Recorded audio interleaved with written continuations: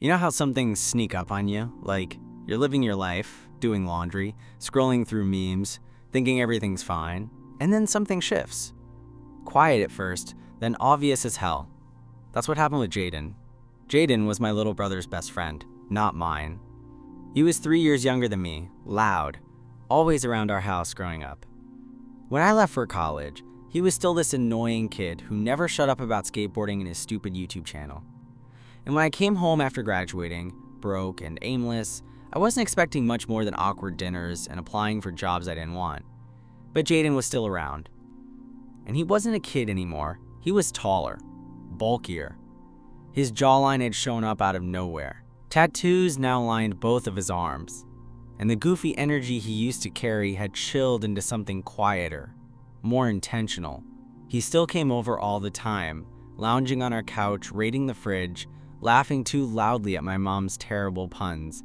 Except now, when he looked at me, it was different. I noticed it one afternoon when I walked into the kitchen in a towel, having just stepped out of the shower.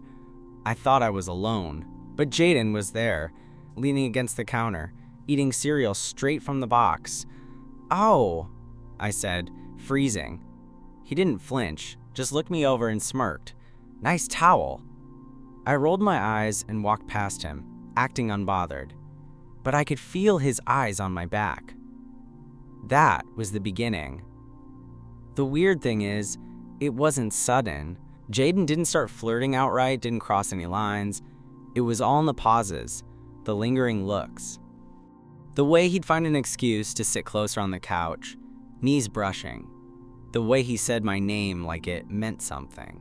At first, I told myself I was imagining it, that I was lonely, vulnerable, making something out of nothing. But that lie got harder to tell every day. One night, about 2 weeks into my unexpected return home, my brother was out with friends. I was curled up in the living room, half watching TV, half scrolling job listings on my phone. Jaden let himself in like he always did. "You alone?" he asked, kicking off his shoes. "Unfortunately," I said, setting my phone down, "unless you count the dog." He chuckled, dropping down next to me on the couch, too close. "You mind?" he asked, motioning to the show. "Been meaning to watch this." I nodded, even though I wasn't really paying attention to the screen anymore. We sat in silence for a bit, the only sounds the soft dialogue and the occasional crunch of him snacking on something. Then, out of nowhere, he said, "You ever wonder what it would have been like if we were the same age?" I turned to look at him, unsure what he meant. "Like, if we'd gone to school together," he clarified. "Would we have been friends?" I shrugged. "Maybe. You were kind of a hyper little bug." He grinned. "Still am." We laughed, but the air between us changed. He didn't look away. His gaze lingered, heavy, searching. I cleared my throat. "Why do you ask?" He shrugged, but there was something in his eyes. "Dunno. Just thinking." I didn't sleep much that night. And that was before everything actually happened. It started raining the next night. Not just a drizzle, one of those full-blown summer storms that turn the street into a river and the sky into a drumline. I'd always liked that kind of weather, the way it forced everything to slow down. Except this time, the rain didn't bring peace. It brought Jaden. My parents were out of town for the weekend. Anniversary trip. My brother had gone to a friend's cabin upstate. I had the house to myself, finally, and I was halfway through a bottle of cheap red wine and a bowl of reheated pasta when the doorbell rang. I opened it to find Jaden soaked through, rain dripping from his hair, clinging to his shirt like second skin. "Dude, what the hell?" I started. "Power's out at my place," he said. "Yours still on?" I blinked. "Yeah," he grinned, sheepish. "Mind if I crash here for a bit?" I hesitated, maybe a second too long, but I stepped aside. "Come in before you catch pneumonia." He peeled off his soaked hoodie at the door, revealing a black t-shirt that clung to his chest like it was painted on. I tried not to look. Failed. We settled in the living room. He took the other end of the couch. legs spread, casual. Like this was normal, like my pulse wasn't thudding loud enough to hear across the room. "You drink?" I asked, holding up the bottle. He shrugged. "Sure." I poured him a glass, watched him take a sip, watched the way his throat moved, watched everything. There was too much watching happening. He noticed. "You good?" he asked, eyes narrowing. I looked away. "Yeah, just been a weird week." He didn't press, just nodded. "Yeah, it has." The room was quiet except for the storm outside. The windows shook with thunder. The wine burned a little warmer in my chest. We talked, at first, about nothing. Stupid memories from when he and my brother were kids, old video games, his part-time job at the gym. He was funny, easy to talk to, and more confident than he had any right to be. I told him that. He smirked. "Why? Because I don't fall over myself around you like everyone else used to?" I raised an eyebrow. "Used to?" He leaned forward, resting his arms on his knees. "Don't play dumb." I stared at him. "Jaden," I said slowly, "what are you doing?" He looked me dead in the eyes. "Exactly what you think I'm doing." I should have stopped it there, should have laughed, changed the subject, told him to knock it off. But I didn't. "You're my brother's best friend," I said instead. Jaden tilted his head. "And you're not your brother." A crack of thunder rattled the windows. The storm outside was nothing compared to the one starting in my chest. "I'm not trying to mess things up," he said, quieter now. "But I'm not going to pretend I don't feel it." He moved a little closer. Not touching me. Not yet. Just close enough that I could smell the rain on his skin, the warmth of his breath. "Do you?" he asked. The question hung there. And then I kissed him. I didn't mean to, not consciously. But suddenly we were leaning in at the same time, and my hand was on the back of his neck. The couch creaked beneath us. Our wine glasses tipped over. Neither of us noticed. We didn't stop. Not for a long time. And when we did, when we finally pulled apart, breathing hard, his forehead resting against mine, he said one thing. "Thought you'd never do that." I woke up the next morning with sunlight leaking through the blinds. The storm long gone. For a few seconds I couldn't remember why my mouth was dry, or why the blanket tangled around my legs wasn't mine. Then I felt the weight on my shoulder. Jaden. He was still asleep, breathing steady, one arm lazily thrown over my stomach like he'd done it 100 times before. I didn't move. Just stared at the ceiling, my heart ticking like a metronome. What the hell had we done? I wasn't panicked. That surprised me. I thought maybe I'd feel guilt or dread, or at least embarrassment. But instead, all I felt was warm. Jaden stirred a little, rubbed his face against my arm. "You're awake," he mumbled. "Barely." He yawned, stretched, and looked up at me through bleary eyes. "You okay?" I nodded. "Good," he said, "because I'm starving." We ended up in the kitchen, both wearing last night's clothes, making scrambled eggs like this was some regular Sunday morning thing. Jaden moved around the kitchen like he lived there. I watched the muscles in his back shift under his shirt and tried not to stare. "So," I said after a long pause, "about last night." He didn't look up from the eggs. "You gonna freak out?" "Not sure yet." He smirked. "You don't look like you're freaking out." I wasn't. And that was part of the problem. I should have felt more conflicted. Instead, I felt like something had finally clicked into place. Jaden turned the heat off and set the pan aside. "Look," he said, facing me, serious now. "If you want to pretend it didn't happen, fine. I won't push. But I'm not gonna lie to you either." I crossed my arms. "Okay. I've thought about you," he said, eyes steady on mine. "Way before last night. That took the wind out of me. I know you're older. I know it's weird. I know you're thinking about my friendship with your brother, but I'm not a kid anymore." I laughed quietly, shaking my head. "Jaden, you don't owe me anything," he added quickly. "I'm just saying, if you want this to be more than a one-time thing, I'm not going anywhere." I stared at him for a long moment. He looked nervous, like he'd actually put something on the line. And the truth was, I didn't want it to be a one-time thing either. I didn't say that out loud. Not yet. Instead, I walked over, took his hand, and kissed him on the cheek. "Let's eat," I said. That day passed quietly. We stayed close, but careful, watched TV, sat shoulder to shoulder, didn't talk much about what had changed between us. But the difference was there, in the way he glanced at me. It was all unspoken, but obvious. And then my brother came home. I heard the front door slam before I saw him. Jada and I were on the couch, not doing anything scandalous, just watching something on Netflix, sitting way too far apart to be natural. I'd instinctively shifted when I heard the keys in the door, and Jaden noticed. His expression didn't change, but his shoulders tightened a little. My brother walked in with his usual chaotic energy, dropping a bag near the stairs and kicking off his shoes like it was a race. "Yo," he called out. "I'm back! What's up, losers?" Jaden grinned, casual. "Hey, man!" I managed a hey that sounded way too high-pitched. My brother plopped down into the recliner and started scrolling his phone. "Mom and Dad still out?" "Yeah," I said. "Till tomorrow." Cool. What'd you guys do last night?" There was a pause, just long enough to be dangerous. "Watched a movie," Jaden said. "Chilled." My brother nodded, not really paying attention. "Damn, I'm starving. Anyone eat yet?" Jaden stood up immediately. "We made eggs earlier. You want some toast or something?" My brother looked at him. "Since when do you offer to cook?" Jaden smirked. "Since now." They disappeared into the kitchen. I sat there, heart racing, trying to act like everything was normal. It wasn't. It was the most stressful breakfast I'd ever not eaten.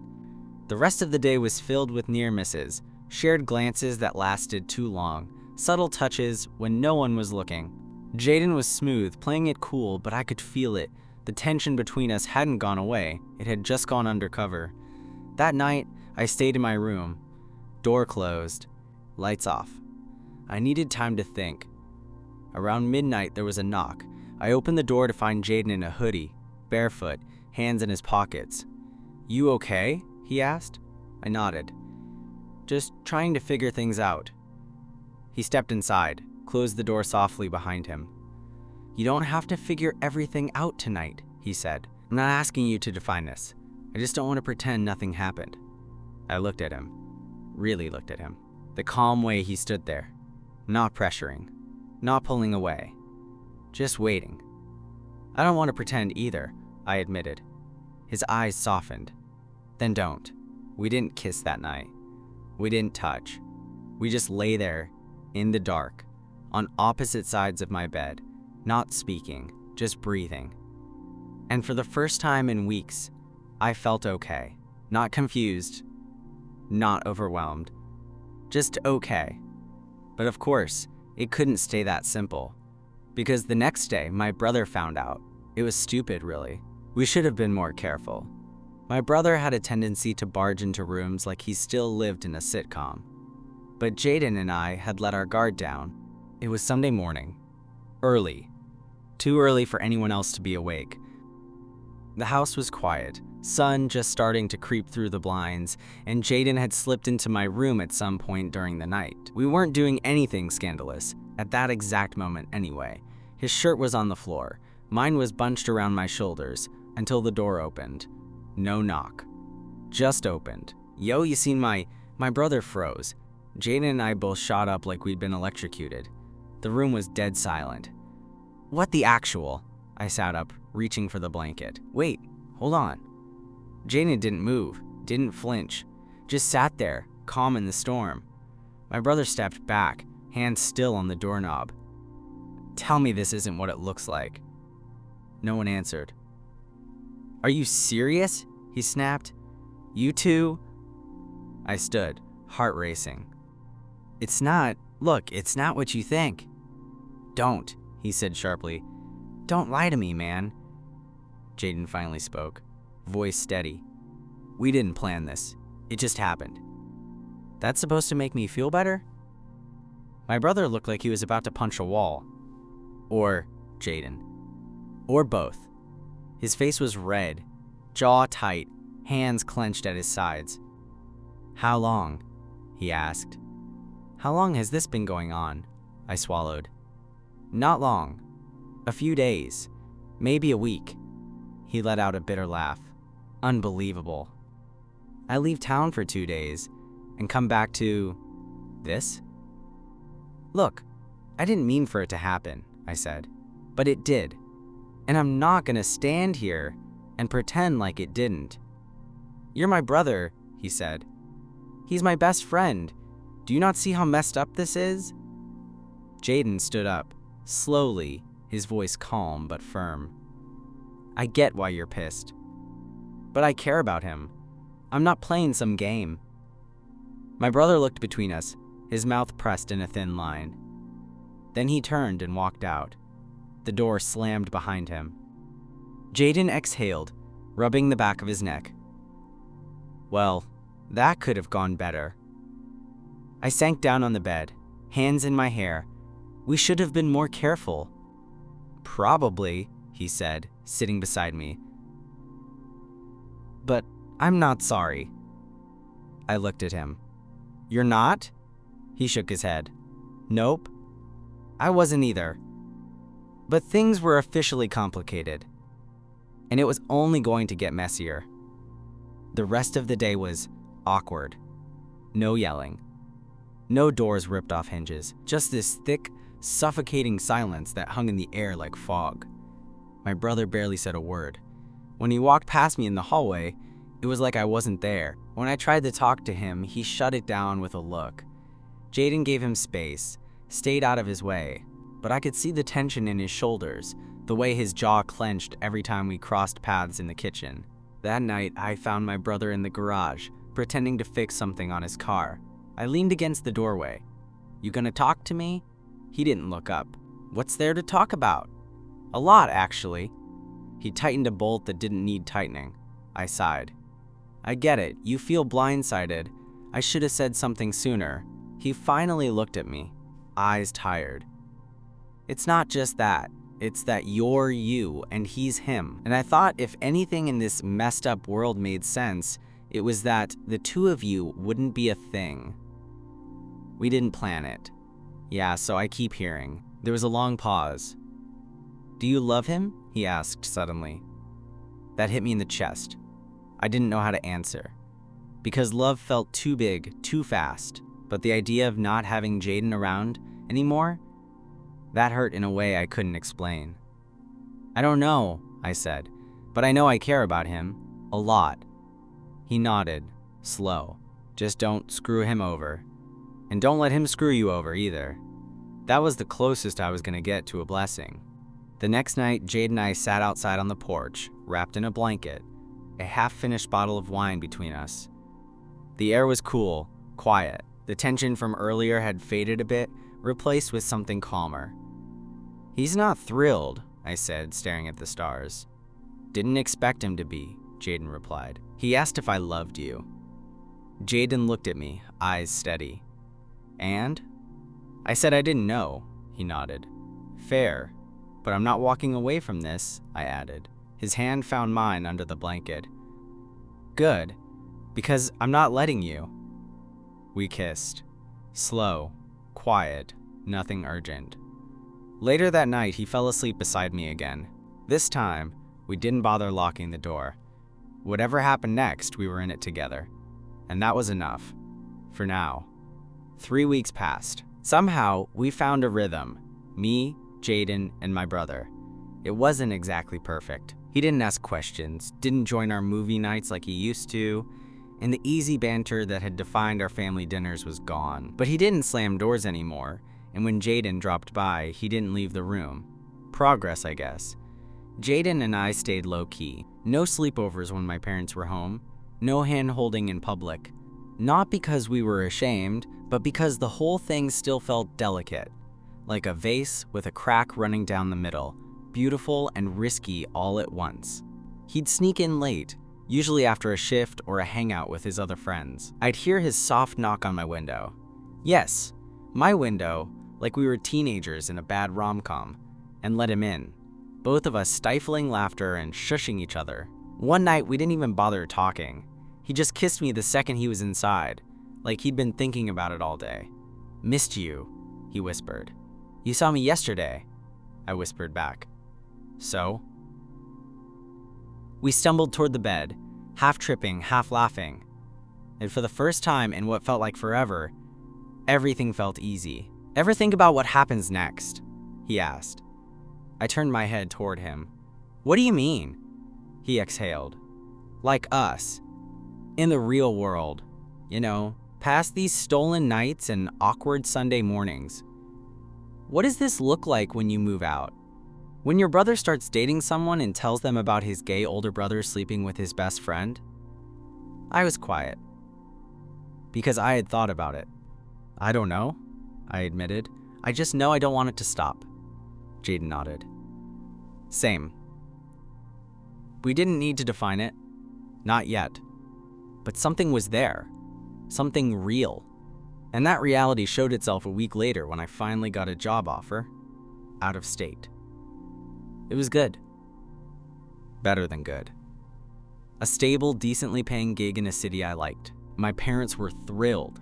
My brother gave me a hug that didn't feel forced. Jaden just looked at me. "When do you leave?" 2 weeks. He nodded, jaw tight. "That's soon." Yeah, neither of us said what we were both thinking. That it was too soon. That we weren't ready. That maybe we'd never really had enough time to figure out what this thing between us could become. But 2 nights before I left, Jaden came over. No knocking, no window tapping. Just walked in like he belonged. He pulled me in and kissed me like it was the last time. And then he stayed. All night, no sneaking out, no hiding. "I want to visit you," he murmured, half asleep. I smiled, eyes closed. Yeah, and I believed him, because this thing between us, it wasn't just a fling. It wasn't just timing or convenience or rebellion. It was real, messy, complicated, but real. The last night before I left, we didn't do anything special. No dramatic farewell, no teary speeches. Jaden came over with takeout, the same spot we'd ordered from on the night everything started. We ate on the floor of my room, legs touching, laughing about the stupid fortune cookie messages like it was any other Thursday. Except it wasn't. After dinner, we lay on the bed, side by side, the room dim except for the glow of my desk lamp. The air was heavy, full of unsaid things. He rolled onto his side to face me. "You sure you're ready?" he asked. "No," I said honestly, "but I'm going anyway." Jaden nodded. "Good." There was a silence between us then. Not uncomfortable, but thick, dense, like we were both trying to memorize everything. The way we smelled, the feel of each other's skin, the quiet breathing. "Hey," he said, softer now. "You know I'm not good at serious talk." I looked at him. "I know. But I meant it," he continued. "When I said I want to see you. I don't want this to just end." "It won't," I said. "You don't know that." "I don't," I admitted. "But I want to try." He reached over and laced his fingers through mine. "Then we will." The next morning, he drove me to the airport. My brother came too. Sat in the front seat while I quietly sat in the back, feeling the weight of goodbye settle into my bones. At the gate, we all hugged. Even my brother pulled me in tight. "Take care of yourself," he muttered. "You too." Jaden stepped in last. He didn't kiss me, not there, but he looked me in the eye and said, "I'll call you tonight." And he did. He kept calling, texting, visiting when he could. We didn't become some long-distance fairy tale. It was hard, messy. We fought, we doubted, we spent birthdays apart. Sometimes the silence between visits felt unbearable. But he kept showing up, and I did too. Now, a year later, we've both moved into a tiny apartment in a new city.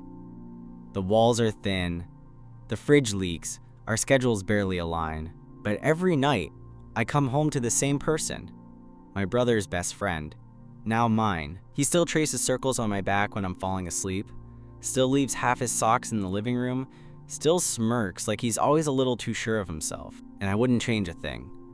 Because sometimes the best things in life don't start with fireworks. They start with a smirk across a couch, or a knock on your window, or a question you're not ready to answer.